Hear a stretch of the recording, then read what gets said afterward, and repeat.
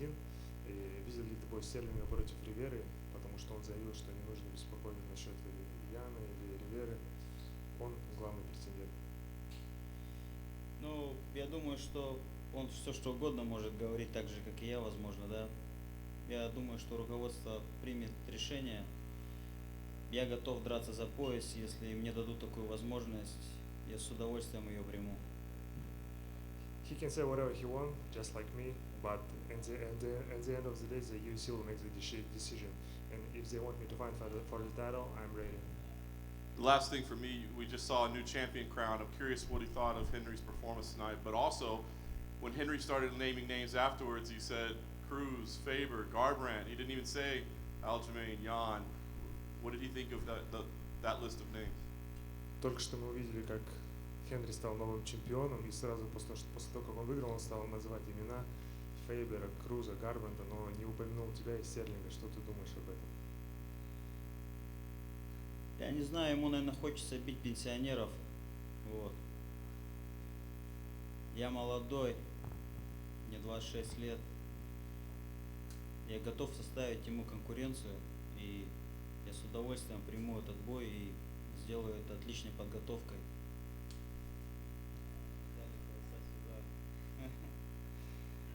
Yeah, I don't know, maybe he wanna just fight the old guys. I'm young, hungry, I'm 26 years old, and yeah, I'm eager to take this opportunity to fight for the belt, and yeah, I wanna have 2 belts on my shoulder too.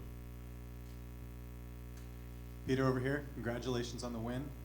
If a title shot doesn't happen next, would you be willing to fight Uriah Faber if he defeats Ricky Simon in a few months? Если, говорит, бой за титул у тебя не получится получить, готов ли ты подраться с Юрием Фейбером, если он победит в своем следующем бою? Да, конечно же, I ready, big name, Cody Garbrandt, Dominic Cruz, Uriah Faber. No problem, no title, okay. I won't fight top fighters.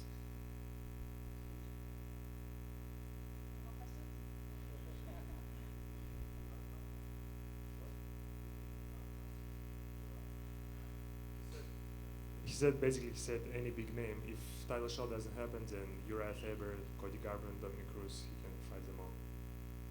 Я так вот скажу, подрался 5 раз, ни от кого не отказывался. И буду драться. Если надо будет, будем бить, кого будет давать. Yeah, I fought 5 times in a year and never turned down the fight. You know, if they'll give me anyone, I'll take it.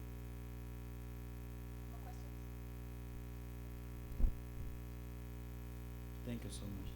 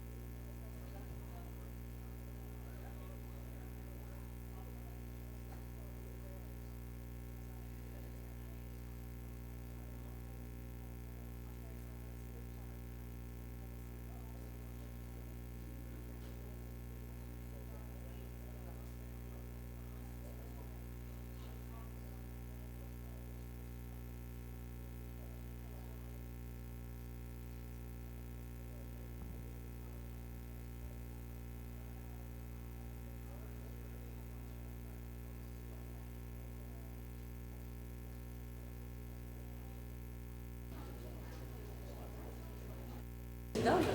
Или пока еще?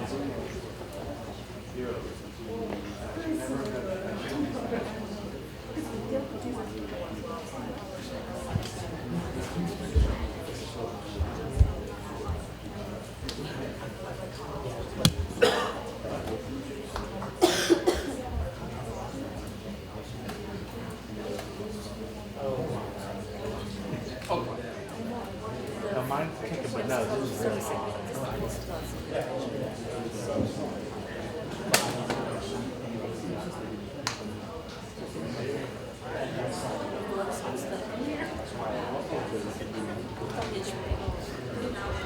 Там бывает. Либо специалист что-то делает. Либо ты там не сын или дочка.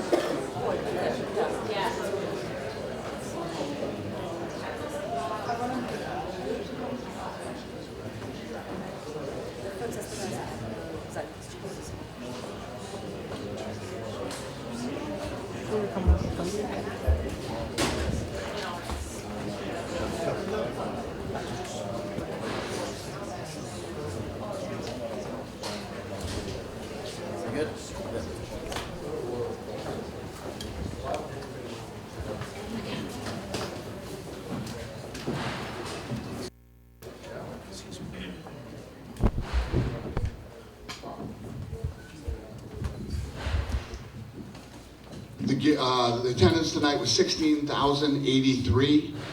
The gate was 2.03 million. Fight of the night was Ferguson and Cerrone. The other two bonuses went to Shevchenko and Cejudo. And then tonight there were 6 transports.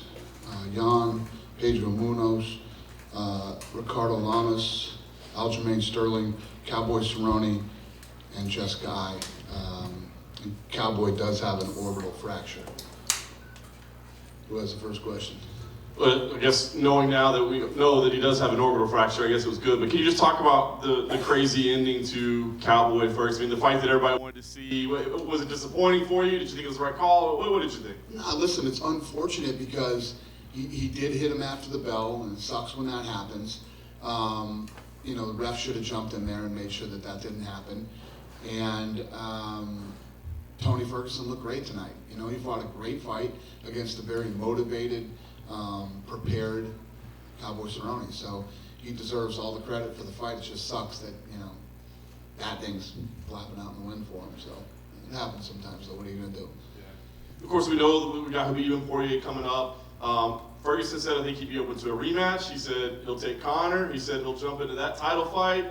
What do you think makes sense right now? I know you said we got to kind of let both fights play out, but seeing how things went tonight, what do you think makes the most sense for Ferguson? Oh, that's what we need to figure out.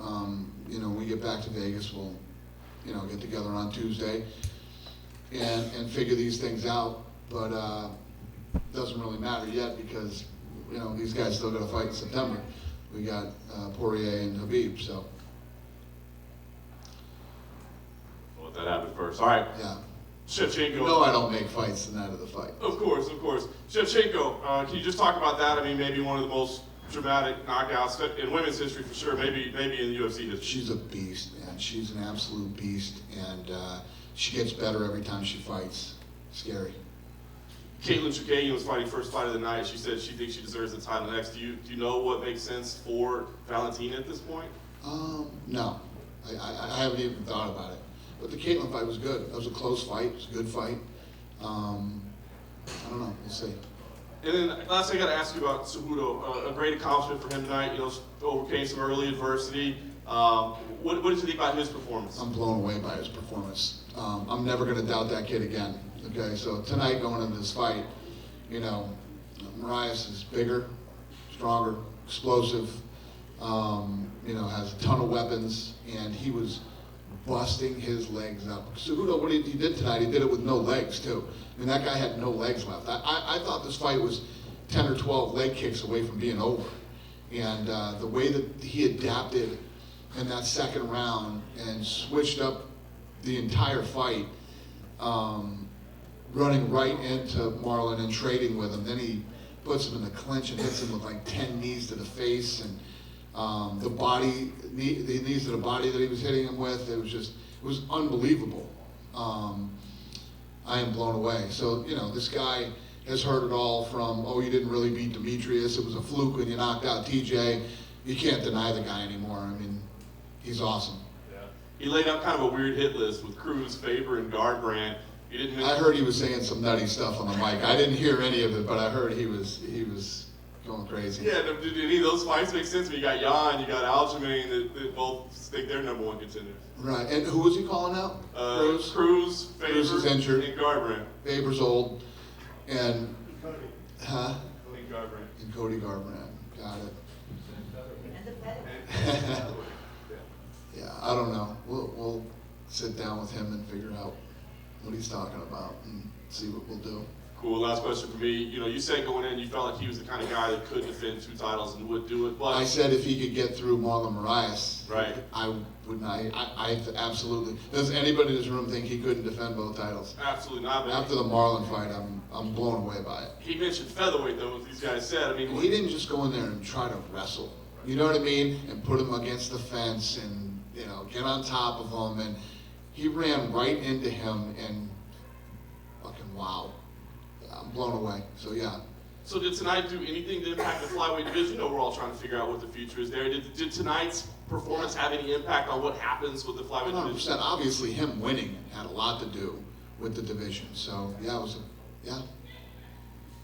Have I said that it's going away? Did I say it's leaving? I haven't even talked about that division in months. Well, will you confirm that it's sticking around then? How about we go the other way? Yes, I just did. Okay. Yeah. Thanks. It is confirmed. Hey, Dan, over here.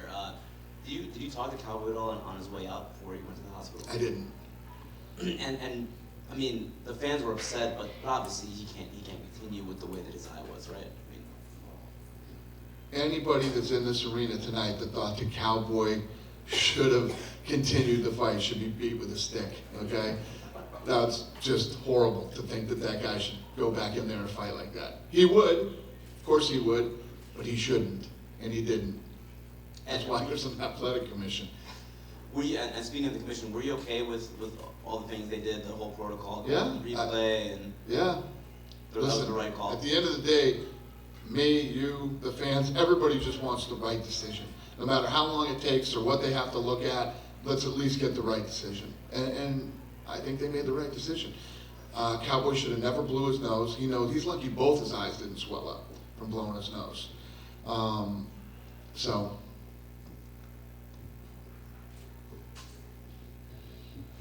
Why do you think it's so difficult for guys to defend when they win that second title? What makes that so difficult to defend both of them? I'm confused. Like if you have a guy that has 2 championships, they can't. Oh, yeah, right. Well, I think that, and tonight proved it. I didn't know, I knew there was going to be a huge size difference between these two, especially after weigh-ins and when they step into the octagon, like we saw with Holloway and Poirier, right? So I knew that Henry was going to be much smaller than Marias. And Marias is so strong, and like I said before, explosive, and has so many weapons, and, the way that he fought Marlon Moraes, I didn't even know he had that in him, by the way. You know, he bull rushed TJ, and he caught TJ with a shot, and he knocked him out. It happens. But when he got literally his ass whooped in that first round, and his legs completely busted up, he went back to the corner and came out the second round with a completely different game plan that I didn't even know he was capable of. And it played out right there in front of all of us. That guy can fight at both weights, 100%. For as long as he can make the lighter weight, you know? She's a wrestler, and those guys usually can do it forever. When he fought Demetrius Johnson the first time, even going into that fight, not after the result, of course, did you have any inkling that he was this kind of potential as a fighter? No. And if you saw the first fight, you would think that how much better could he get for the second fight, you know? And this kid, I'm not doubting him again. So you don't let him fight at featherweight, though, right? So He said in the ring that featherweight was of interest to him. You don't let him fight at featherweight, right? let's stick with these two weights for a minute, and then we'll talk about that stuff too. I heard he also said he's the pound for pound best in the world. Not the pound for pound best in the world. He said he's the pound for pound best of all time. Got it. Listen, it's awesome that he believes in himself like that and that he's so confident. You know, you got to be realistic. You got John Jones out there. Habib's never lost. He's undefeated. You know, and look at the guys that these guys have run through, and look at how long John Jones has defended his title. So, yeah. I have two other questions for you. Number one, what do you think led to this kind of improvement in Cejudo? Do you think it's more just his belief in himself that led to this, or? Obviously, he's a super talented guy. He's a great athlete, and yeah, I mean, he's so confident in himself. Just meetings that I've had alone with him, where he's telling me what he's going to do. You know, and you hear lots of guys say that. Lots of guys believe in themselves. Very few actually pull it off. Yeah. This guy's following me around, by the way. Seriously, every interview I've done, this guy starts fucking tearing shit down, and it's crazy. It's crazy. And then my last question for you, Dana, on Ferguson. Can you admit now, did you have any reservations about him fighting tonight? Do you think that those questions are put to rest by what he did? You know, he comported himself pretty well in a very high pressure environment tonight. Who? Tony. Tony? Oh yeah. No, I never doubted Tony was ready. He wouldn't have been here tonight if he wasn't ready. Yeah, I never once did I think that Tony wasn't ready to fight.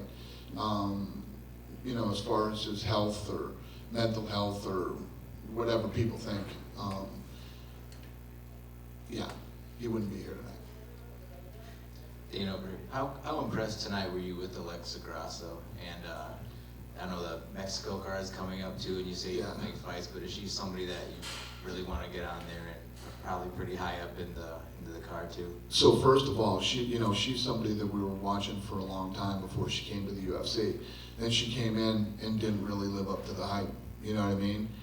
Then coming into this week, I can't remember what day I saw her, but I was like, wow, she's in the best shape I've ever seen her in. I mean, her abs were shredded, her shoulders were bigger, her arms were ripped. I mean, I don't know what she changed or what she's doing now, but she looked phenomenal this week, and it paid off tonight against a very, very tough woman. Do you have anything up on deck for that card yet, or is it still pretty far Yeah, out? yeah, we haven't started messing with that one yet, Thank you. but I'd like to get her on it. Dana right here. To piggyback off that, Henry Cejudo, obviously Hispanic American, Tony Ferguson, Tatiana Suarez, we saw Andy Ruiz Jr. knock out Anthony Joshua. How important was this card piggybacking off of that for the Hispanic market that you said has been so key? Yeah, listen, anytime things happen good for us, with, you know, as far as Hispanics go, it's powerful. Hispanics support their people, you know, more than just about anybody out there. So, you know, we're always interested in growing that market. I literally found some dirt already in Mexico City to build a PI. So the first one's gonna pop up in Mexico City, and then we're gonna look for 2 more places, and then start looking for some land in Puerto Rico. When is that? When do you think that'll be finished? I don't know. And I'm flying to. When do we break ground for China? Well, we actually open it. Yeah, but when do we break ground? Maybe, I don't know. Year and a half? So China took like a year and a half, probably in the same ballpark, a little over a year, to open the first one. Hey, Dana, over here. Yeah. Right here in the back. We talked about Tatiana Suarez. We found out after the fight that she had actually had a neck injury going into the fight, and she still pulled out the victory. Do you see her next for Jessica Andrade, or would you be more inclined to give it to Michelle Waterson? I want to make sure Michelle Waterson. Definitely not Michelle Waterson. Michelle Waterson doesn't even want to fight until like September, October or something, and she's ranked too low. But Tatiana Suarez, I want to make sure that her neck is okay. And I understand you spoke to Calvin Kattar and his team after his really impressive knockout over Ricardo Lamas.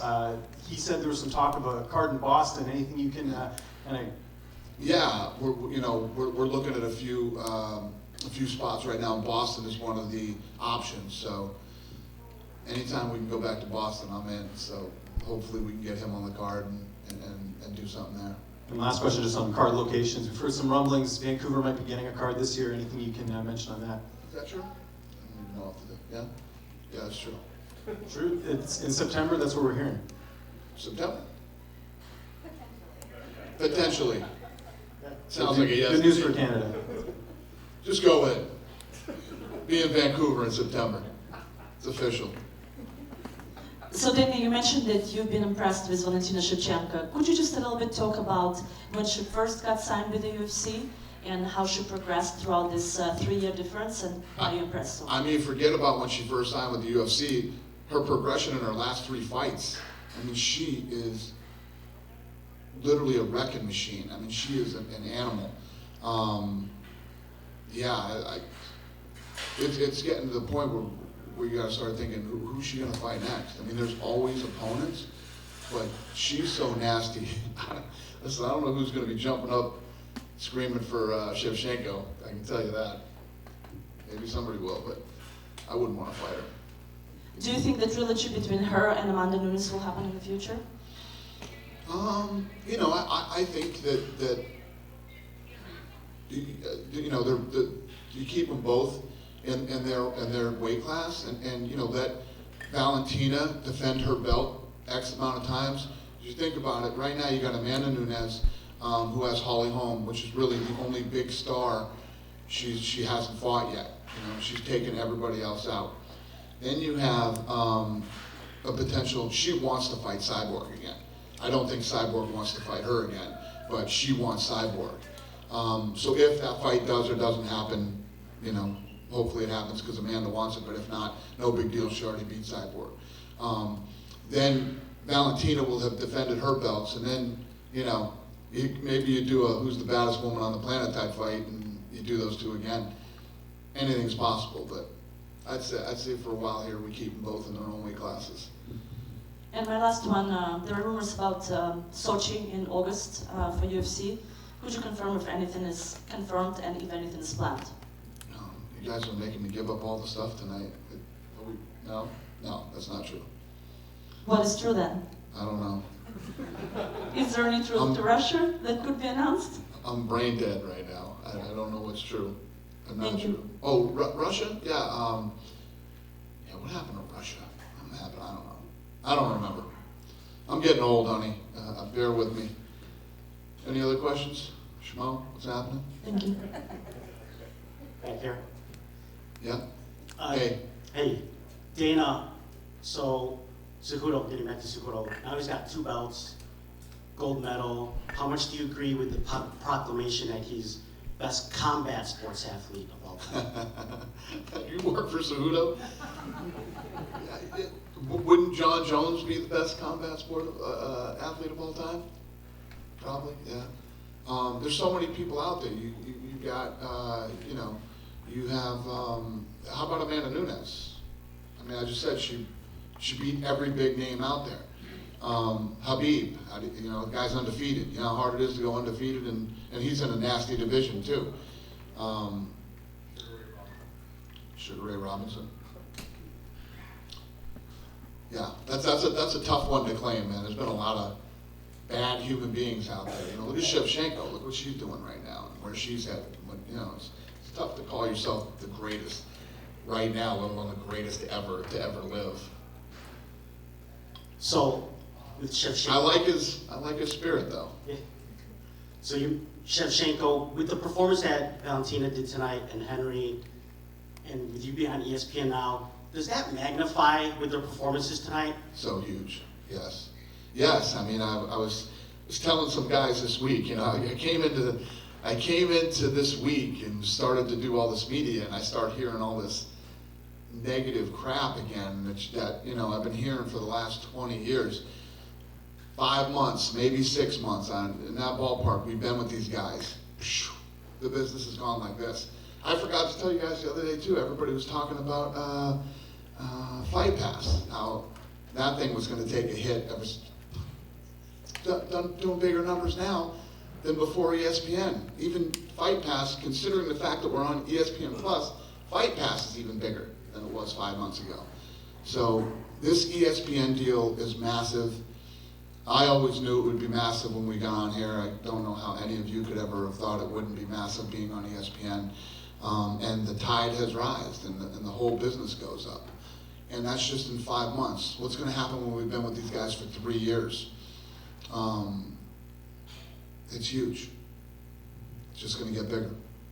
The stuff that we're working on now, I think you guys, I think a lot of you Vegas guys are coming out, when is it, in 10 days to do that tour with me?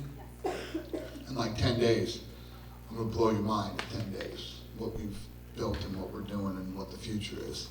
And if anybody who's not in Vegas, not from Vegas, can make it, love to have you if you want to come and walk through it.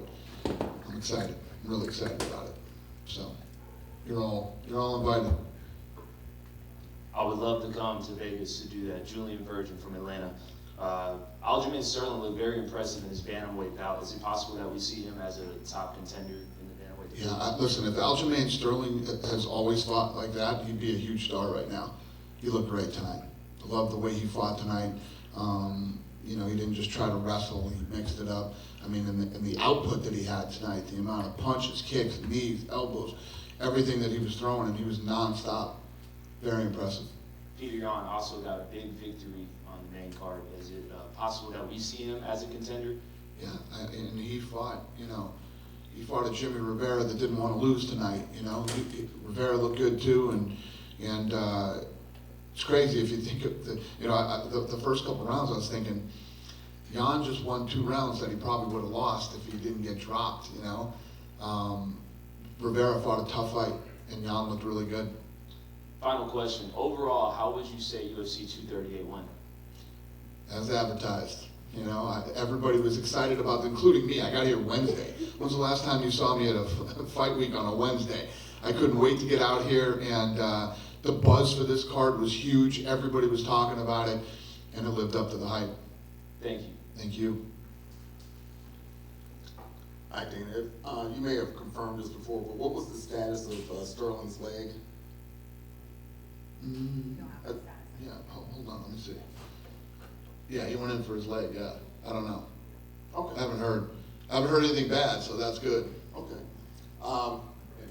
Yeah, I was going to ask about Sterling, but just to kind of follow up, you saw Sterling improve, you saw Yan presumably improve, but also Cejudo. Would you say either of those two guys are in Cejudo's orbit in terms of?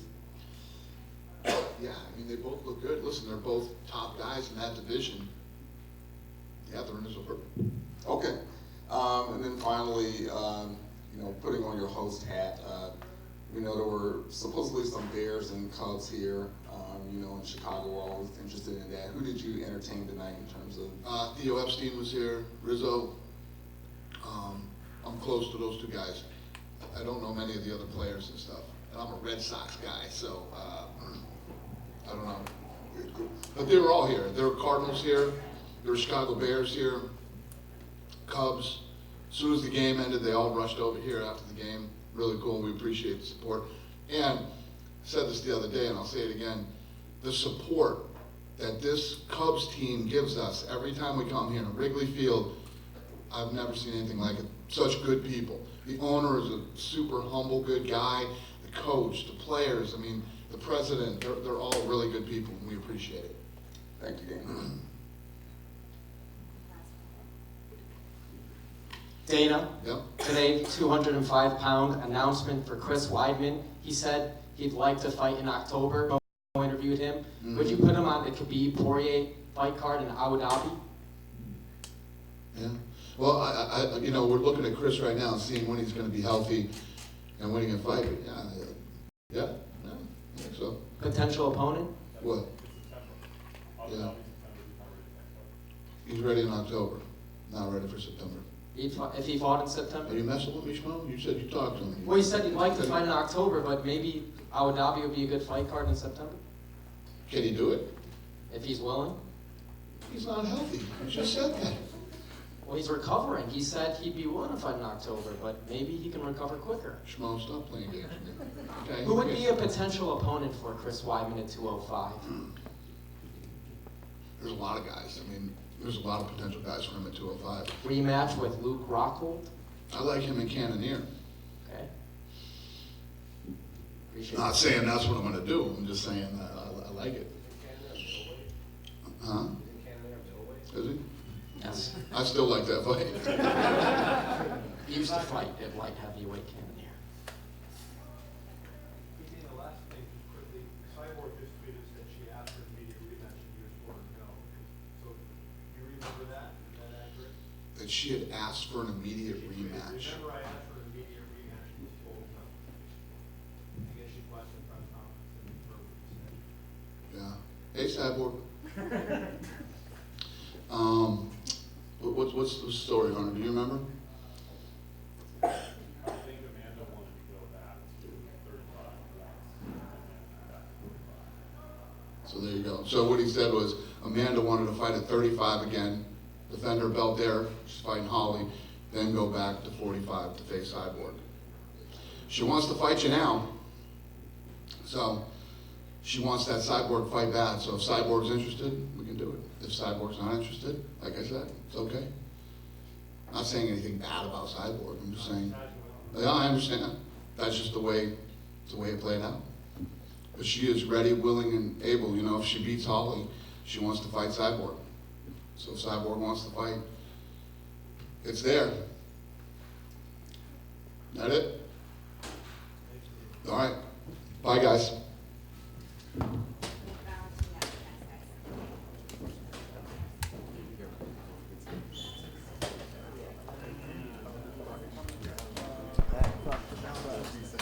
Excuse me, sorry about that.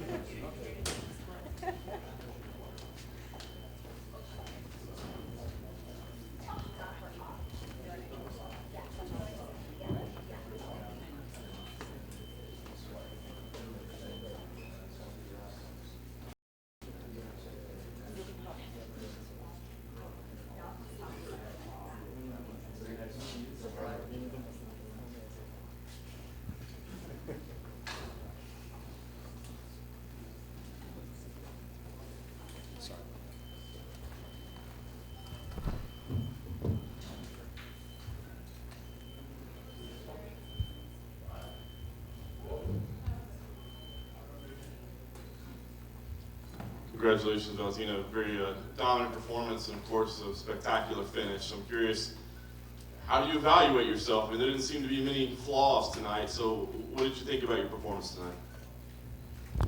I think I did everything that I wanted. I prepared very good for the fight, and of course, I'm very happy to finish it like this way, by KO, and I think everything went good.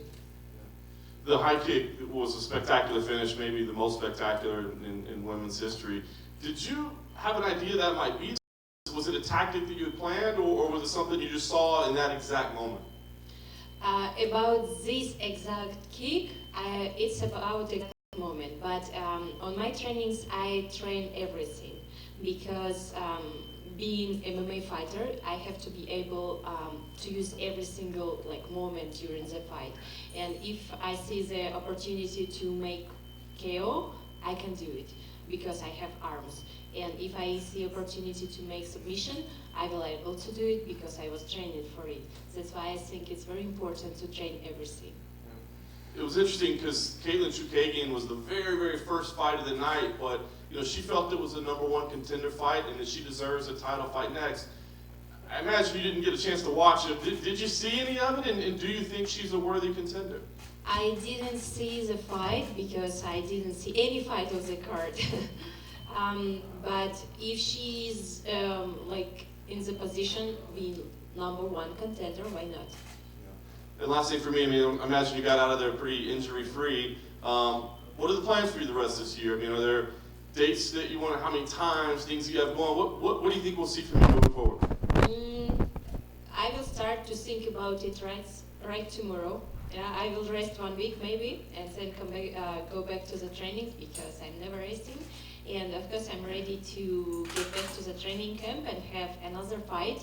And I think maybe like 3-4 months from here, it would be nice because I can still recover my energy and recharge for the new fight. Congratulations, Valentina. When Jessica went down, she went down very hard. Were you afraid? Were you concerned about how she was when you first saw her go down the way she did? At very first moment, you cannot think about this because the fight is still going, and while she was like going to the floor, I still was thinking that maybe I didn't know how deep it was. Only after the referee stopped the fight and I went to For your performance, do you know what you're going to spend this money on? for travels. Thank you. Hi, we kind of talked earlier about how much you've improved over the last 3 fights. Dana mentioned something too. Can you tell us about how you feel that you've improved over the last 3 fights? I would say that maybe the kind of being in my natural weight class affected this this game because how I said before, every time it's very different when you are fighting someone who is heavier than you and bigger.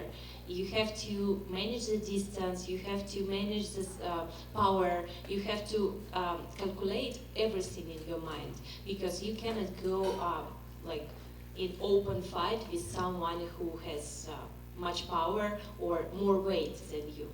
That's why you have to be smart fighter.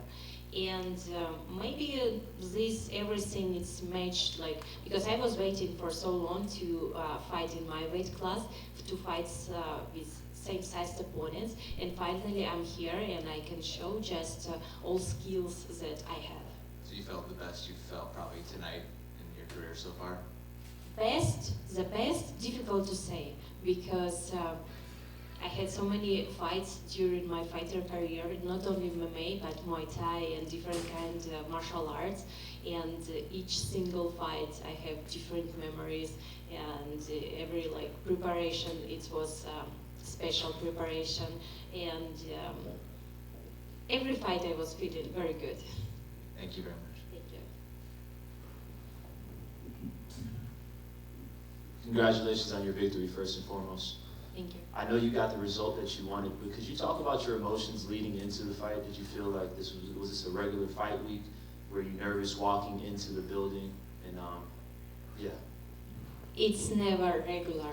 It's never regular fight week because every time you have any fighter, they have so much nervous inside. It's different. Someone shows it, someone don't show it. Someone know how to manage it and to convert this all energy to a good spectacles and good show, something like this. So it's everything about experience. And of course, it's, I was expecting hard fight because I know that Jessica, she get all the way to the #1 contender. If she wouldn't get up easily, just gives this fight and say, okay, I'm not here for the fight. But she did everything from her part, and I was expecting very hard fight. That's why I was training very hard. And doing my responsibility with media, with everything, I was thinking #1 about the fight. Definitely. If you could describe your dance moves at the end, how do you think you did? The dance at Lesbinka is my traditional dance after the fight, and I was hoping that they will put my music, but maybe next time they will do it. Thank you. Thank you. Thank you.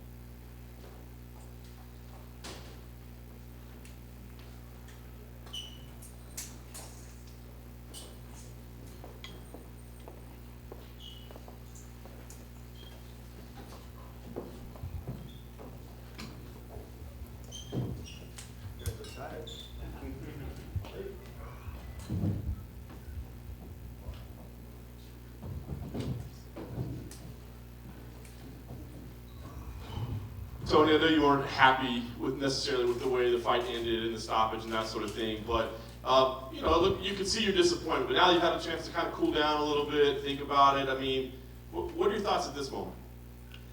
He was slowing down, I think. I mean, it was just kind of like a lot of the other fights. It took me a second. We had a long year. It was not a year from the last time I fought. It's different. Maybe it took me a little bit longer to get used to it. Didn't feel like I was in the fight until like I got taken down. And then my Grand Valley roots, they just boom, it popped back up. I knew I needed to get my ass back up so he wouldn't get any of the judges' scores. The second round, I saw him slowing down, the body shots, the kicks. I think he was a little surprised with my kicks. A lot of people, when they get kicked by a Serrano, they're going to start backing down. We already knew that going into this fight, so in camp, we knew that there was no backing down. We were going to go forward. I saw him, when he was throwing more punches, I started to slip, and I started to see his confidence kind of start to decrease. And going into obviously the second end of the round, you know, that kind of sucks how it went and happened like that. I mean, it's not a way to win. Like for myself and on the side of my fans, you know, I apologize for that. Going in the third round, I don't think it would have been any different. I was going to pick him apart with jabs. I was going to hit him in the body. I mean, literally, I saw his nose go from like red to clear to red to clear from all the shots. I mean, even in the first round, I saw blood like off of my eye, and it started just dripping. I was like, oh shit, keep your hands up, man. I'm like, what the fuck? But yeah, it was a good fight, man. I'm excited about the outcome. Well, I mean, you walked out of the cage kind of with your head down, but I mean, now, are you happy with the way you performed? Because you said you've overcome a lot to get where you are right now. I just thought, because the fight was just so fast. I mean, literally, when fight week goes, I mean, I don't know if you guys are in our position, it goes fast. I mean, it really does. From the weight cut, you're sitting there, you're just about getting your media done, getting everything else squared away, making sure you're promoting yourself really well, and you forget about how the time goes, and before you know it, it's fucking fight day. And you know, you're in the back and you're warming up, and then boom, it's already done. And then you're here, you know, and it's crazy how fast it happens. But I'm glad that this year went really well, as far as like victories and all that. I mean, I've had a shitload of support, and I was kind of addicted to go to these tournaments like hours and hours away from our house, and he would spend a lot of these time during the week for work, and he would tell me, he was like, son, you got to get your mat time, because I would go out there and I would pin these dudes in like 3 to 5 seconds. And it was funny because you would have like rack up like five matches, 3 to 4 matches, and you'd be there all damn day, dude, getting bleached your see ass and just kind of sitting there with calluses on your butt. And if you've ever been to a wrestling tournament, I mean, you're there all day. So I enjoy mat time. And I knew walking away from this fight, I knew that a lot of people were counting me out. And they weren't counting on me to come back strong, come back anytime soon, actually. And I made it a point in my head, and I told myself, I was like, you're gonna walk away like a champ no matter what anybody thinks. You're gonna walk in there with your head held high, and you're gonna walk out the same way that you walked in. Yeah, I had my head down because I heard the boos, but I think more than anything else, the fans wanted another round. And honestly, like, I would've gave them another round or two. And if you would've brought somebody else in there, it would've been the same fucking story, man. I would've bled all over the place. Because I know on my Sunday morning, that's one of my favorite songs called Sunday Morning. And it's by Chaos, yeah. And it says the same thing. I can't wait till Sunday morning.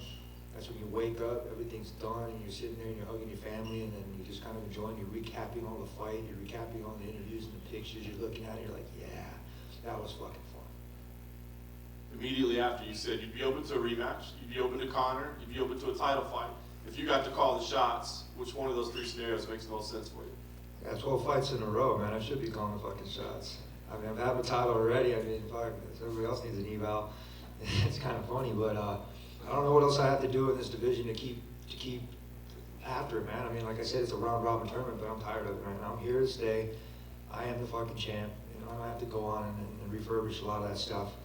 You guys know what I'm about. You know I'm about the business. You guys know I'm about learning and growing. And fuck, man, if Dustin Poirier don't do it, I'm gonna do it, man. Tiramisu needs an ass whooping. He needs to the stomach from me. And if it's McNuggets, you know, from money fight or whatever, I mean, literally, he's an athlete too. I know the division misses him inside here, you know what I mean? I'm pretty sure he misses the fight game too. I mean, seriously, we need to see these fighters keep coming out here and representing themselves in the sport, because that's why you fucking got in it. Like, you're an athlete, man. Keep coming back. You know, when it's your time to retire, go and fucking retire, man. I mean, seriously. But if you've made a name in this sport and you're able, and you're within the age limit, fucking keep competing. And I really want to keep doing that. I want to keep representing myself and my team, my family, and I want to keep winning. What sounds better than 12, 13? But it sounds a hell of a lot better with a title shot and having that 13 victory. Last thing for me, Tony, will you keep yourself ready for Abu Dhabi in case something happens, or do you feel like you deserve a full camp if you're getting ready for a title fight? I'm going to go back on Monday and hit some cardio. I mean, I got a couple stitches in my eye. We're going to wait until those heal, I guess. And I'd like to post some more sparring videos. I think you guys, I haven't sparred in years. I think I've told you guys that, right? I haven't sparred in years. I can't tell you the last time I sparred. Everything's about timing, precision, and it's about doing the drills that are really there. I really, really want to compete more now. I really do. I feel like that I'm not even peaking yet. I feel like that I'm competing with the best of them, these 20-year-olds that are doing sprints with me. I'm faster than them. I'm running further than them. I don't feel like Superman, but I feel like I'm just getting better, man. Not even like wine, dude, because that stuff gets stale too. So, I mean, straight up, man, I really want to just keep getting better, and I want to see how far I can take this mixed martial arts thing, man. And really, really, really hold on to that title for a fucking long, long time, man, and represent my country really well. Tony, right over here. There's a long road back to this weekend. I wonder, just when you walk into that cage tonight and just soak in the crowd, and this is the moment you've been thinking of for a long time at this point, how did that feel? Good. It felt really good. I try not to, what was it? I think Pat Barry told me, is if you start singing your opponent's song, you're doing it wrong. Or you start clapping for yourself, you know, obviously you're going to lose. Or you start walking out to Eminem songs. No, nothing Eminem, but there's a lot of these stipulations and stereotypes that go into like the walkout. There was a lot of crowd, and it was a big walkout. It wasn't like the Palms where it was like you walk out and then you're in the cage. No, fuck, no, it was great. It was awesome. I got to see so many people there. I had butterflies in my stomach. I'll be real with you. I was nervous, man. I was in the back. It was 5 minutes. I broke a sweat, lost it. 5 more minutes, Turkish. Oh shit, all right, cool. And then it ended up being like another 2 more minutes, and it was kind of like funny. I was like, all right, fuck it, whatever. Started listening to some music, and I was like jamming. I even watched a music video, and I was just kind of like dancing with it. And throughout the walkout, I could just see how many fans were just amped to see me walk out. I mean, that's incredible, man. Like, you don't get that in the gym. You know, you're like walking to the gym, you're like, hey, slap hand. Oh shit, there's nobody here. No, man, and it's an immediate, like, just boom, and it just hits you like a fresh breath of air. And you're walking out, and you're hearing your song, and you're trying not to force anything like dancing or do anything else like that. You heard Cerrone say at the open workout, I'm not gonna break dance for you guys. Usually I'll do something kind of like that, and I wasn't trying to force anything. I was just trying to soak it up, man. And it was really awesome. It was really cool, warming. the nerves, is that unusual or is that something you usually feel before? I think if you don't get the nerves, I think that there's something wrong with you. I mean, we're in there, we're about to go toe to toe with somebody that's preparing to kick your ass. I mean, literally, the nerves are good. I mean, people get nerves from playing badminton. I'm pretty sure, you know, if it's high enough stakes. And nothing against badminton, you know. But it's the fight game, and we prepare as much as we can. I mean, like I said, it's been a long year. I had a lot going on, and I didn't know how anything was going to go. I really was a short notice fight, and this dude was coming off of nice victories, man. So, you're a new kid. I mean, literally, you got everything on top of your plate right there. That's gold. So to compete with that, I mean, literally, your goal's got to be just as shiny, and that's how it was. Once you're in there, it felt like you started finding your momentum, you finding your rhythm, and then by the second round, you were rolling. What was working for you then? Jabs, body shots, kicks. I think he wasn't. I utilized his kicks. My coach's Muay Thai is dope, dude. And we can count on my jiu-jitsu, which is awesome, and then my boxing, my movement within that. I mean, like, I put together a fucking solid team, like a really solid team. I don't have like a bunch of training partners. I have the right training partners, and when we all come together, it's all about business, man. It really is. I mean, this is a business. This is entertainment. But if you don't take this shit seriously, your ass is not gonna win. You're gonna get hurt. And you know, my grandma told me, shout out to my grandma in 805, and all my family out there too, in 231. But she always tells me, get in, get out, you know. I mean, literally. And I met cowboys with my grandma too. And she said the same thing. She's like, you know, you guys have to do your job, and she gave me a kiss on the cheek, which is fucking awesome. It was hard to go in there and to fight somebody that's really genuine and nice like that. But this is a gentleman's sport. We're out there, we're here. He's a horse, or he's a cowboy, I'm a horseman. We're here, like old school Tombstone, man. We're here to clean up the streets. So, like you said, 12 straight wins. Only 5 other men have had longer win streaks in the UFC history, and they are all very long-reigning champs. Does it almost feel like you've become sort of your own separate entity with aside from the belt, like this sort of boogeyman to use? you should see the inside of my jacket. It says champ shit only. My tailor's pretty cool. I didn't look at my suit until the game day, and you remember my size and everything. I got surprised with the suit, and it's those little things like that that make a huge difference. And that's when you stop worrying about the numbers, and it starts to become letters. It starts, like, you know, like that MCM, like all that kind of stuff. And I couldn't tell you what my record was. I really couldn't. I forgot how many wins I had in a row. Not to be cocky, but it's just I just fucking don't care. I don't. I mean, I look at that belt and I carry it with me during my media day and all that kind of stuff. Because I'm proud of that, man. I won it. I mean, literally, and I haven't lost it. To me, I haven't lost it. I gotta lose in order to lose that shit. If I would have lost tonight, I would have bought Cowboy a fucking belt. You guys understand that? Like, that's the kind of guy that I am. I don't care what anybody else is fucking doing, but that's me. So if I'm at 12 fights in a row and there's those people that are like that, I'm not gonna look at that because I continue to want to keep going. I want to be on the Hall of Fame. And how do you do that? You keep fucking winning, you keep putting your nose to the grindstone, and you keep doing the damn thing. Don't worry about that other bullshit. It'll come with it. And last for me, you mentioned open workouts.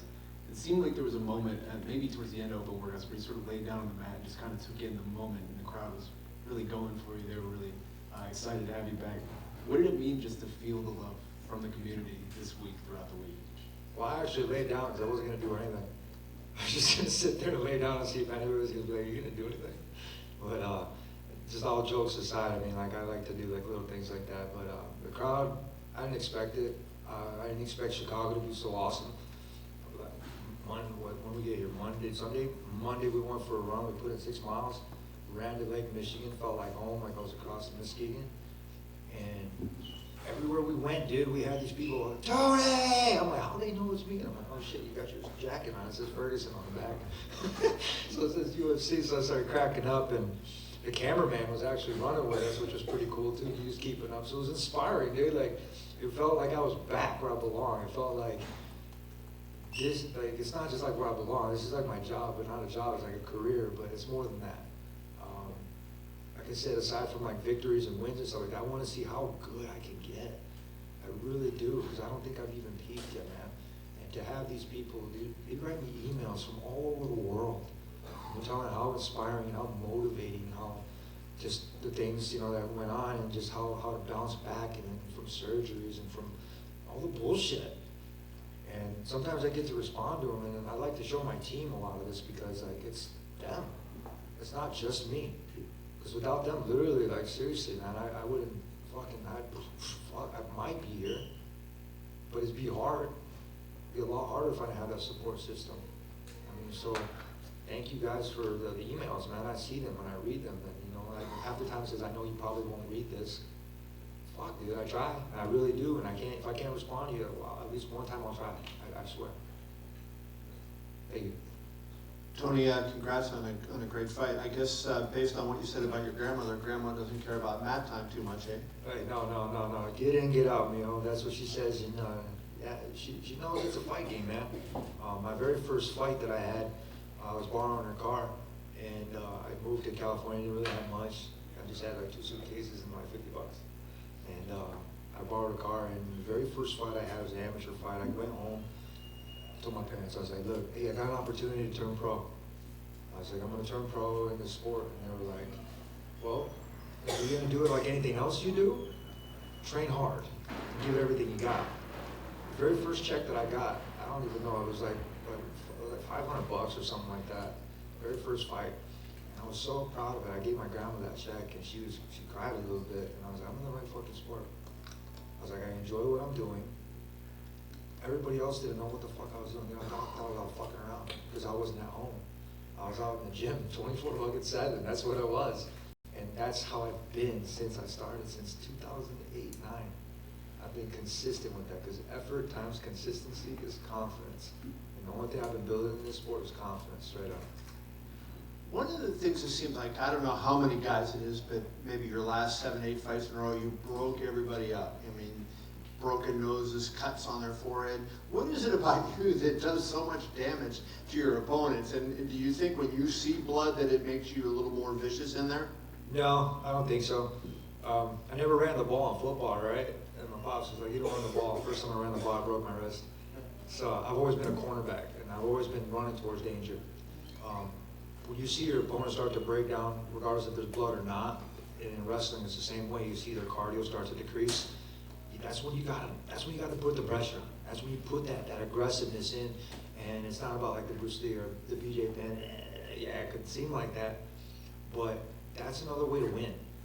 I mean, I got cut too, so I had to keep my hands up. I already immediately knew that. As soon as I saw the blood start to drip, I was like, fuck, he's gonna go after that.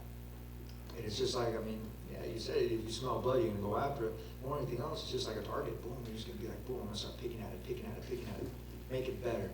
Boom, boom, boom, boom, and then go somewhere different with it. And unfortunately for my opponents, I got sharp ass elbows. My kicks are getting better. I gotta thank my coach, Coach Billy. He's badass motherfucker, man. You know, the Muay Thai that we've done, nobody realizes the shit that we go through for that stuff, man. And there's a lot that goes into it. Tell us a little bit about what you go through then. Oh, shit. A lot of bag work. And my coach has got a full-time job. I mean, like, all my coaches, they got pretty much full-time stuff, so if they can't make it, I ask them for drills.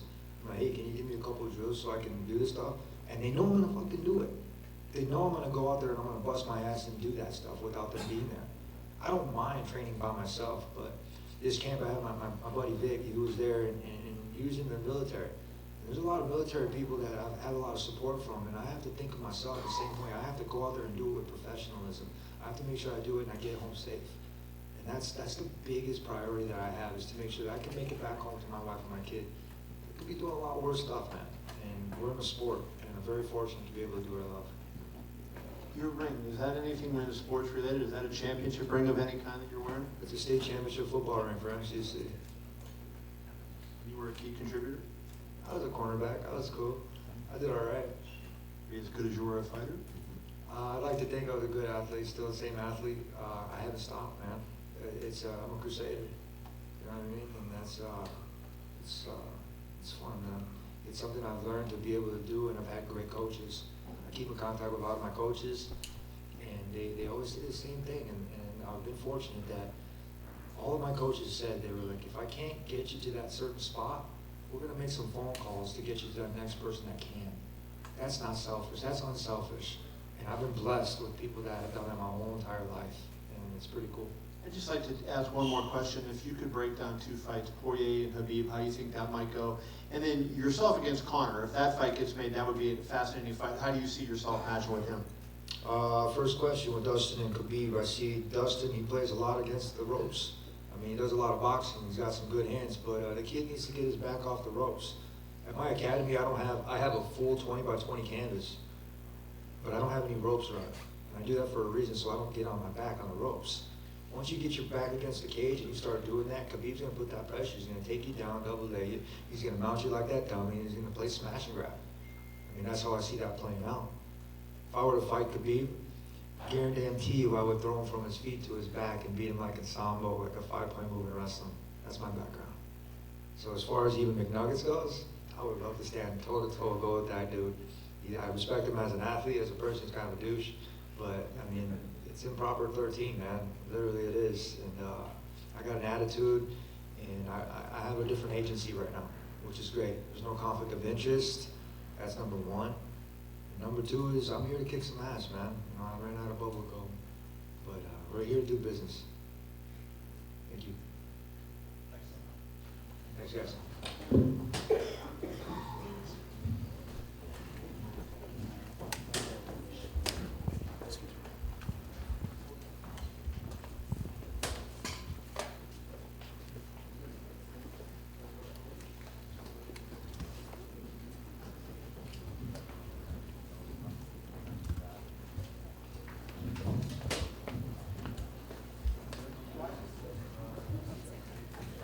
Marlon, I know it's still fresh for you right now. Of course, you're disappointed, but just can you kind of sum up, I guess, how you're feeling right now, what the emotion is like for you? Man, I'm very upset, and my coaches worked very hard for this. You know, they put a lot of time. They believed in me. We trained, and unfortunately, I lost. You know, I lost the fight, and I didn't perform well like I was doing training. And let's go back home, you know, and I'll be back, man. I'll be back, and I believe I'm gonna knock the door again. I'm sure you'll want to go back and watch it, but in your mind right now, can you think about maybe what changed? Because it seemed like you were really having some success early, and then he was able to make some adjustments and kind of start pushing you back. Do you know what changed from the first round to the second to the third? I think my movement, you know, I felt in the fight, I think I felt a little. He hit me, I hit him back, you know, we started to brawl a little bit, and that one of the biggest things on the game plan from my coach is don't brawl, you know, you're faster, just throw the combinations and don't overload the punches, and that's what I did. I made the mistakes, and I paid for it. And the stoppage itself, what did you think about it? I mean, you were definitely in a bad spot, taking some strikes, and the referee's looking out for your safety, but there were just a few seconds left. What did you think about the stoppage? Man, I could defend myself well, but I think I was just tired, you know. When you got back up, what did he say? What did he say to you when he embraced you? Nothing, just respect, you know. And he's a good fighter, and he's a great athlete, and he's now 2 division champion. And he was humble. He was humble. He was nice. You know, I just said congrats, and let's get back, man, and knock that again.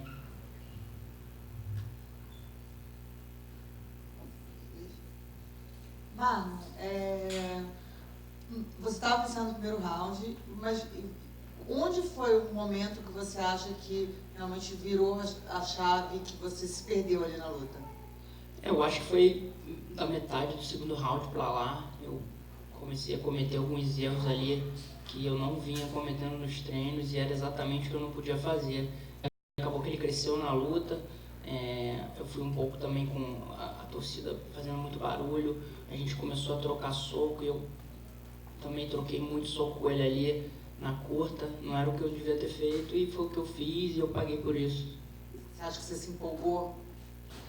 Ele me acertou, acertei ele me acertou, acertei ele, e não era para ter feito isso. Eu devia ter mantido o jogo e me movimentado e feito ele errar.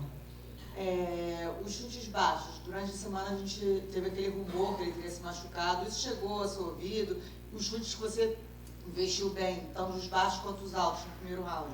Isso era uma estratégia também por conta desse rumor da lesão dele ou era estratégia da equipe mesmo? Não, a minha característica já é essa de tentar chutar as pernas, o corpo, e foi o que eu fiz, independente dele estar lesionado ou não. Muita coisa às vezes é boato, então eu ouvi por alto alguma coisa que ele podia ter se machucado o joelho e acabou que ele falou que foi o pé, então eu não acreditei muito não.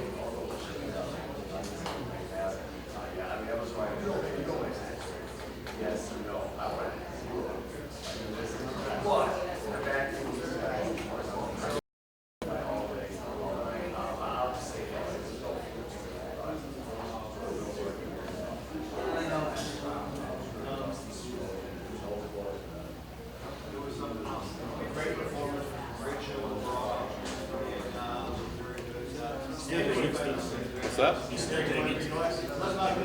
Really? I mean, Aaron just tweeted like a quote. Good Lord.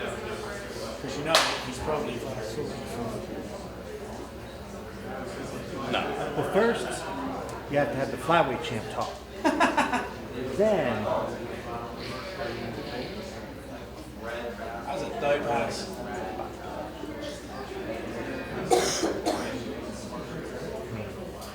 like, you think I'm off eating fucking pizza?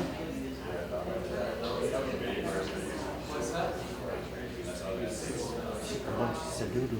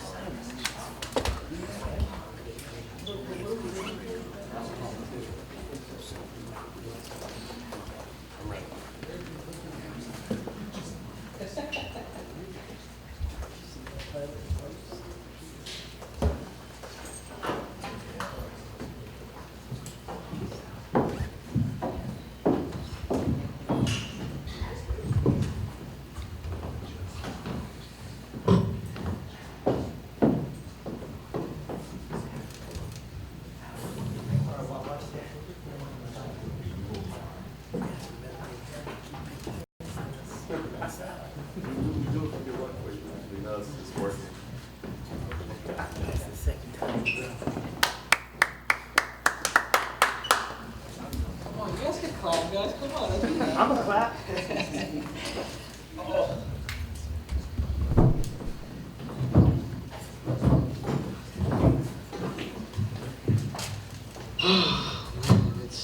Henry, you're certainly no stranger to big wins. You know, you were already the flyweight champion. There's reports you may have won a gold medal at one point in your life. I'm not sure about that, but It's right here. give me an idea. Where does this moment rank among big moments like that in your career? Man, I don't even know if I could even rank these. I really don't know. Like the Demetrius Johnson was extremely special to me. Like that one was. But this was. I mean, this puts me in the legacy. This puts me in a very secluded club. I mean, I'm the fourth person to ever hold them, you know, simultaneously. And that was almost never my goal. Like my goal was to just win the Olympics, be a UFC champion, and that's it. But then I saw him, and I was like, I saw my improvement as a mixed martial artist, like the mind and the people around me, and that all changed. I was like, you know what, I could do this. Why not me? And it was, you know, hats off to Marlon Moraes. The dude is strong as steel. I remember seeing him across the cage. I'm like, damn, that's who I'm gonna fight. I mean, a rock, and he kicked like a horse. I mean, his kicks were really, really dangerous. I can see how he's put so many people to sleep. But the key to this victory was composure and being active and adjusting and abandoning the game plan that we had. You know, I had suffered an injury in my left ankle when you had asked me. I said it was the right knee.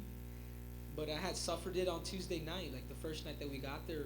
The UFC mats, you know, they weren't kind of some cheap tape. And I stepped on the crack, which I thought it was sealed together, and I sprained my ankle. So, you know, the rumors were true. But I had to kind of keep it to myself, get therapy along the week. You know, hats off to Heather Linden for doing that. And I was able to fight through adversity again, going in with adversity and then getting kicked exactly where it was hurting. I mean, it was. I think that's also what makes this victory extremely special. It was a tough start for you, right? I mean, Marlon was off to a good start, and you credited your perseverance, your heart. But were there technical adjustments that you had to make as well that kind of stemmed the tide in your favor? Yeah, I had to, yeah. I remember my coach, Santino DeFranco, he asked me in the corner, he's like, hey man, if you want to win this fight, you're going to have to press him. Like, you're not going to survive, man. You're not going to survive taking these hits. And I mean, I got these baseballs in my shins right now. And then I said, okay man, then I'm going in. Like, I have to press, I have to make it a dogfight. I had to compensate, I had to adjust to him. Screw it. We saw you obviously limping a little bit, and you were wheeled in. Is that part of that ankle injury as well, or is that just the leg kicks? No, that was more the leg kicks. That was more the leg kicks. The ankle I just couldn't push off and really penetrate or even like. I'd never tested picking somebody up. Let me put it to you that way. You know, I was kind of, if it happens in the fight, then screw it. You had an interesting list of names when you got on the mic. Cruz, Faber, Garbrandt. I think a lot of us tonight were debating Aljamain or Peter Yan. Those names didn't come up. Do you think those guys are deserving contenders, or why did you lay out the names that you did? Because those are legends, man. Because I want big fights, man. I'm on a legend rampage. That's what I want. I'm a legend killer. I want big fights, man. I want to fight Dominic Cruz. You guys wouldn't like Dominic Cruz versus Henry Cejudo, right? Doesn't that sound exciting? I think he might be hurt right now, though, unfortunately. No, he isn't, but so am I. Not only is my left shoulder, it went out too during the fight. They had swung, and I couldn't use my left shoulder that much. It was terrible, man. I'm lifting right here, and I'm feeling pain, man. Last thing for me, you mentioned featherweight. I mean, you said you wanted to save the flyweight division. Dana was here earlier, and he said, listen, the flyweight division is sticking around. He trusts you as a guy that can defend both titles, but you didn't mention flyweight tonight. What are your intentions for flyweight? I mean, I got to imagine it'd be nice not to have to cut back down to 125 again, but you said you were saving it. So give us the game plan from here. The thing is, for me, it's safe, man. Look, I just went up. I'm a flyweight win up, and I beat Marlon Morales on a 15-fight win streak. What's wrong with the division? Demetrius Johnson was just so dominant that it's like, it's not up to me, guys. Guys, I suffer making 125 pounds. Whether I stay up or I go, like, man, the division is good. Benavidez has a win over me. You know, what is it? ESPN, what is it, Dana White? Let's restructure this for the sake of a bunch of families. Felicidades, champ. I remember 2 months ago, I asked you, which is your biggest strength? And you told me, your mind, believe in yourself. You didn't mention your athletic skills or your wrestling. You said your mind and believe in yourself. How far do you think you can go, and how long do you think you can stay holding both titles? For as long as I want.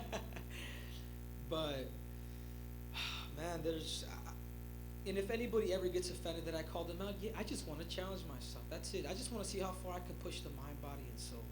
Like, that's almost my mission. It's probably not even so much fighting. It's more the love is just to compete against myself, against my will.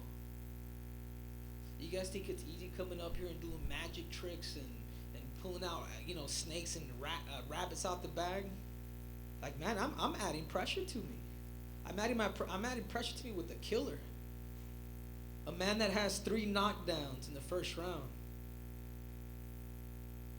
So another thing that I'm going to talk about is I need to meet with Dana White too, man. I need a meeting with him because I need heavyweight money. I feel like I'm the face of the UFC now. And I should be beat. I want to get paid like one. And Dana White has been great to me. He's been really good. I have nothing bad to say, but I want to make heavyweight money. I want to change this game. Question right here for Henry. Congratulations first. A lot this week was made of your karate stance, your wrestling, your boxing, but you put on a pace and didn't stop. How underplayed was your cardio and how much of a factor was that in that fight? And I train with the sports performance based company called Neuroforce One, and all my training, like everything, is just under science, like everything. And a lot of my credit, I owe to my team. I mean, there's the team of Captain America right there, which for you guys that are, in my opinion, that's the 2019 Coach of the Year. To go off subject, but Patricio Pitbull just won his second title. I mean, this man is breaking records too. 2 double champs. But anyway, what was the question again? Your cardio, how much of a factor and how much of an underused weapon, or people don't talk about it as a big weapon for you? Yeah, I think it's probably credit me, but you also want to discredit in this situation Marlon a little bit. That's a lot of power, man. I hope you can maintain throwing all that power with somebody that could take it. So, I would love to credit science too, but sometimes it's your rival too. That's a lot, man. There's a pace to this game. And last week we saw Andrew Ruiz knock out Anthony Joshua for the heavyweight championship, and you headlined a card with Tony Ferguson, Tatiana Suarez, a lot of Chicano fighters specifically. How important has the last week been for those type of athletes in the world of combat sports? Oh man, it's in our heritage. But obviously, always first and foremost, I am an American, but from Mexican descent.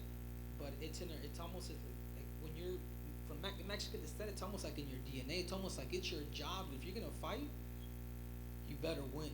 You fight to almost be a legend because of the people that have paved the way for us. So when Andy Ruiz won, it was almost like it almost becomes a victory for like all of us. It's so I took a lot of inspiration even from him. Huge underdog. Henry, congrats. When you lost to Demetrius in the first fight with Demetrius, could you ever have envisioned this day? Like, were you doubting yourself as a martial artist at that point? It actually drove me a little bit more, Kevin. I needed to have that chip on my shoulder, but there was a point where I just didn't know if I even wanted to do MMA. Like I was just so sick of competing that you guys forgive me. And I tell this story all the time. I think I probably told it a little too many times. But I remember my debut in Sacramento, I had retired. Like when I didn't make weight, like I was so embarrassed, and I was feeling, it was like almost in my heart. It's like I don't even know if MMA is for me. I didn't make weight. And I go up to Sean Shelby and I tell him, Sean, I says thank you for everything, man, but I'm retiring, man. I'm sorry, because I'm sorry, man. And I went off and I crying, dude. I went straight to the airport and got a flight home, and I remember Captain Eric, and this is what I'm telling you, man. This is why a coach is not just somebody that holds paths or techniques or is at your fights, but somebody that will tell you your truth. And I remember leaving. I remember Eric was like, "No, you're the best in the world, and you're the best in the world. This is your game. I believe in you." And I remember just pushing him aside, man. I was like, "Dude, get out of here!" I had to close the door on him. He's like, "You can still fight." Like he was still trying to get me to fight too. And I remember going back home, and I was there for 2 weeks, and I didn't come out of my room. And I've never been a guy to get I don't want to say necessarily depressed, but sad over a loss, because I've always been my all. And that time I felt like it was just it hit me hard. But I remember after 2 weeks were done, I said, "You know what?" I called Sean Shelby. I said, "Sean, I want to fight, man. Give me the biggest dog you got. I'll go at 135 pounds." So it's adversity, man. What's made me has been these things that have happened in my life. Is putting chips on my shoulder. I hate to lose, and I love to win. Do you, after the Johnson fight, you lose to Benavidez. I mean, a fight I know you think you probably won. He thinks he won. So, like, did that even add further to it? You know, because you come back and you don't get back on the winning track right then and there. Yeah, it does. It does. But it also humbles you a little bit too, and these are good lessons too. I take a lot from losses. I take a lot of the good out of it. You know, I understand that it's beautiful because you know that you can lose at any given time. And this I love doing motivational Mondays for that reason. You know, it's like, and I said it. You guys watch my my motivational Monday. I says this Marlon Moraes is a dangerous man. He can knock me out. I have a 50% chance of winning because he's so dangerous. But that goes for anybody across the board. You mentioned that Santino had said in the corner, you know, you need to do something. I mean, instinctually, were you aware of that? I mean, are you just so much in the moment that, you know, you have to hear the coaches kind of tell you need to make this adjustment, or do you have that instinct in you that you can adjust on the fly, just sensing what's going on in the cage? I had that instinct, and when he told me in the corner, and they told me, hey, dude, you just gotta be in boxing range. You can outbox this dude. You gotta hurt him because you're not gonna survive taking kicks like that. And I just says, okay. I says I would have to listen to, but I says I think I said, okay, I'm going in. I says I'm going in like a kamikaze. How big were those knees, I guess, as part of that? Because you landed those knees, and that seemed like the beginning of the end of Marlon. Yeah, I saw that, and I saw he was dunking his head, like I said. It was a lot of it is he threw a lot of power. He threw a lot of power, and I won't be able to watch for the next week. So he was kind of dunking his head after a while. He was just throwing it. I just grabbed it and I just went at it. And once I knew I heard him with that first knee, I knew that was a key. I knew that the knees are going to change this fight. Henry, Julian Virgin, first and foremost, respect to your accomplishments, man. Secondly, you had some issues. He stuffed a couple of your takedowns in the first and the second round. Could you describe the finishing sequence of the fight? Man, I don't even know if I remember. A part of it too with the takedown was kind of not being able to leverage and really get explosive in there. You know, I just didn't know how far I could take it. But the finishing touch was his demeanor. His demeanor, the fact that what he was showing me in his face, he was showing me in his breathing, he was showing me. People sometimes speak when you fight. You landed a couple elbows. Did you know at that point in time the fight was over? Were you going for the finish? Yeah. I wanted to finish him. I knew my elbow was going hard. They were coming out of like swords. And we had drilled that exact same side to this one. So There was a lot of animosity before the fight leading up to it. What was said following the final? We just congratulated each other. Even like I said, even prior to this, you know, besides the animosity, he's a great man, and I can tell when people have beautiful souls. Marlon Moraes, I can tell by his presence, he has a really beautiful soul. So this was nothing but business for me, and you know, we shook hands like sportsmen, and we says, hey man, congrats dude. And I says, hey man, I just said I think I even told him I love him. Finally, how did Chicago treat you this week? Chicago was Chi-Town is I like it, man. I've been able to fight my last 3 fights. I fought in LA, I fought in New York, and I fought in Chicago, man. The 3 biggest cities in America. So it's been cool to end it in Chicago. Triple C, congratulations. Oh, the schmo. Last night, you had a nice Chicago dinner, steak dinner with your team. What was the theme of that dinner? The theme of the dinner, to not talk about fighting? That's exactly what it was. Guys, doing media is a pain. Jesus, you guys have no idea. Poor Rhonda McGregor. So you hear it all the time, and then your team wants to talk about it all the time. I'm just like, all right, guys, enough. Dude, talk about something else.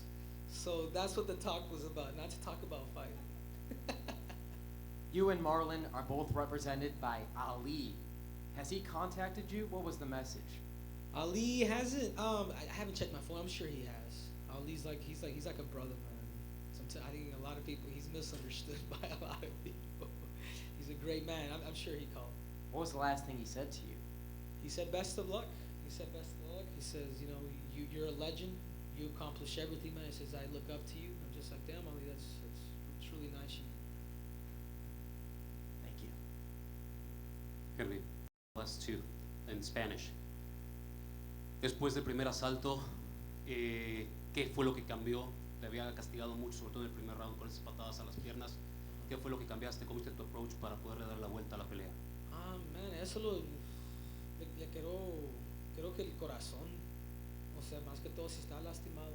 O sea, entré lastimado y me lastimó. Eso fue doble el dolor.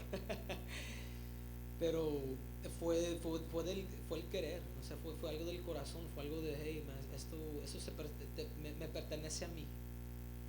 Ese fue más el pensamiento para mí. Esto me pertenece a mí. Y en el segundo round me dijeron, mi entrenador me dijo, si tú quieres ganar esta pelea, necesitas boxear a él, necesitas estar enfrente de él. Y eso es lo que hicimos. Yo les dije, bueno, si eso es lo que vamos a hacer, le voy a entrar. Y le entré.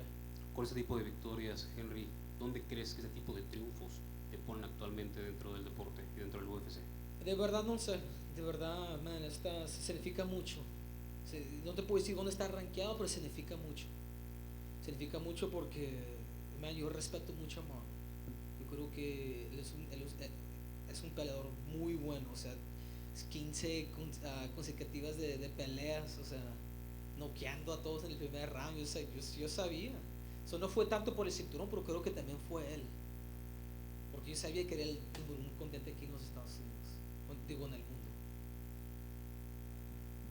Henry, de este lado, ya mencionabas el orgullo que te causó la victoria de Andy Ruiz, y él lo va a recibir el martes, el presidente de México, allá en la Ciudad de México. ¿Es un honor que te interesaría tener también a ti? Es un caso muy similar, nació en Estados Unidos, pero hijo de mexicanos. Pero tal vez tienes más méritos todavía, la medalla de oro, los 2 títulos. Sí, como te digo, no sé, man, de verdad, yo sé que eso va a traer mucha atención para mí. Yo sé que va a traer mucha atención. ¿Sí me entiendes?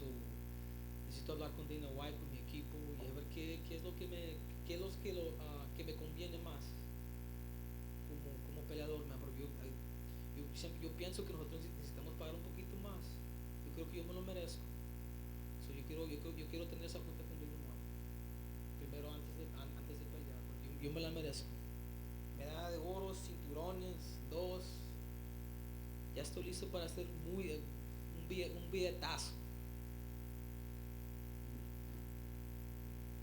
Y no tengo hambre de dinero, nomás estoy diciendo la verdad. Thank you guys so much.